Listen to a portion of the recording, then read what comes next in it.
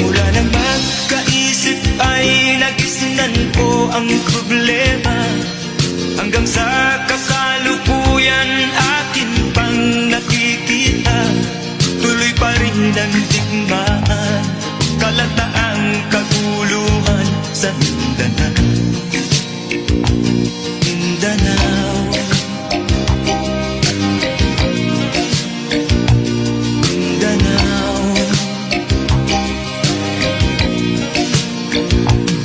Mga mamamayan doon ay takot ang nadarama, hindi malaman kung ano ang gagawin sa tuwi-tuwi na. Mga taong walang malay, madalas na nadadamay sa Mindanao. Mindanao.